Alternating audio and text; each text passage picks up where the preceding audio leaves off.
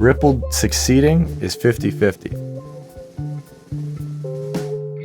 Hey guys, it's Matt again from Anti Hedge. You're speaking to the founder of this educational resource center. It's not financial advice. We do not accept liability for any losses that you may incur. Today I'm going to be talking about something that a lot of people are interested in the crypto space, and that's Ripple and their current lawsuit. Now this is going to become an interesting subject because I'm going to give you my take on it and my personal idea where it could go and possible price projections in the future. Ripple is in court to the tune of about $1.3 billion for the sales of unregistered securities. This is a heavy subject, right? Because people are like, okay, what exactly does that mean? Well, I'm about to explain it. So what is a security? Security is basically a stock or a bond or something that basically commits you to a company for, I suppose, the enrichment of the investor. Right? The SEC believes that Ripple is considered a security, and by selling it to the people illegally or without the consent of the SEC and without following the regulations, that technically they deserve to be in court. The SEC, the reason that they considered Ripple a security now is because of the centralized nature of how Ripple actually functions. And now this is becoming the main subject of the court. They believe that it's a security because it's been issued out. They've received money from shareholders. They also haven't protected their shareholders because they've been caught pumping and dumping onto them when the price goes up. Now we're at a crucial point because the SEC believes that Ripple is a security, and Ripple is counter-arguing with the fact that it's not. It's considered a currency and a utility, which means that it would technically go under a different classification of rules and regulations. The reason why this is crazy is because it's becoming a he said, she said kind of thing in court. The thing is as much as the SEC wants to regulate it, Ripple is at a point where they are basically changing the nature of what they're actually doing and becoming harder and harder to actually pin down for anything. So this becomes almost like a coin toss. Ripple succeeding is 50-50. If the SEC succeeds in basically driving this court case forward and smashing them, what'll end up happening is that Ripple will technically become, let's say, the martyr in this situation, meaning that any other cryptocurrency will be subject to basically that as a standard of court rulings, as well as like how the court will progress. It becomes basically the example. And if Ripple succeeds in not being pinned down and actually winning this court case, it becomes a lot more apparent that it will be valuable in the future, simply because the SEC attacking them has driven their price backwards because people are uncertain of their future, and they should be. What ends up happening now is that Ripple is trying to get weaved into the banks. They're trying to provide utility as well as currency maneuverability within multiple countries by going after, let's say, Swift's market cap. And what is Swift? Swift are the people that manage money movements across the world globally when a country wants to settle payments with another country. Ripple going after that market share is obviously going to cause some form of issue because the people they're going after are very powerful. So if Swift has all that money to put into this court case, because I'm sure this is what's happening, the SEC is definitely being funded by Swift because Swift doesn't want their competitor moving in on their money. You got to ask yourself, if Ripple has billions of dollars at their disposal, Swift does 1.25 quadrillion per year in money movements. So who has more money to fuel this court case long term? For me, in my personal opinion, it looks a little bit grim for Ripple. I don't personally see it going past a few more years of this, because if they just keep piling on stuff to them, it'll only be a matter of time before the company dissolves. Maybe something else will take over, but for the time being, it's looking like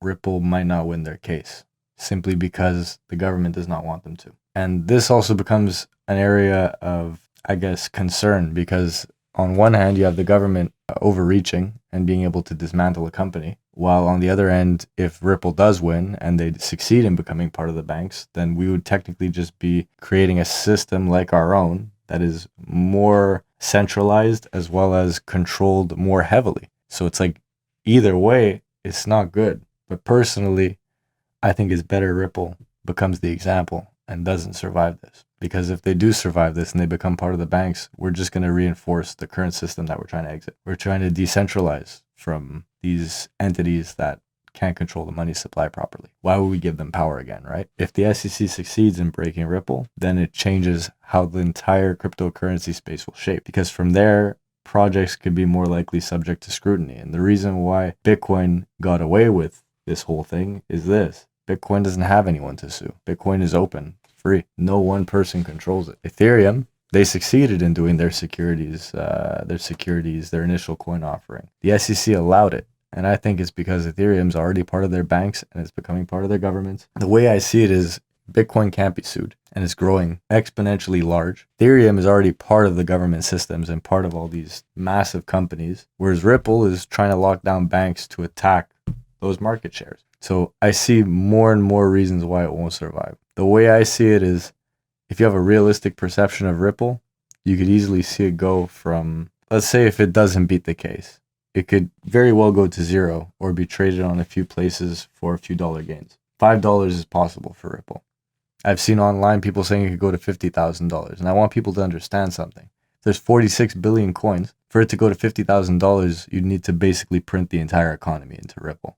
So you got to ask yourself, how likely is that to happen? So another thing I wanted to say is, due to this lack of clarifications with Ripple, it's creating basically a gray area for a lot of cryptocurrencies to function. And the way Ripple's going is they're trying to become NFTs and utilities. They're trying to change their tune to be able to get out of this. The craziest thing is this. They said in a report that up to 10% of basically the world's assets will be digitized by 2027. All blockchain technology, a lot of them. The solid projects will probably do well if that's the case, because right now less than 1% of the world's assets are digitized. So this just puts a lot of growth in line for crypto and other technologies based on this, simply because we're still pretty early. Whether Ripple survives or not, there's not much we could do about that. But if it does survive, I could see it becoming something pretty big.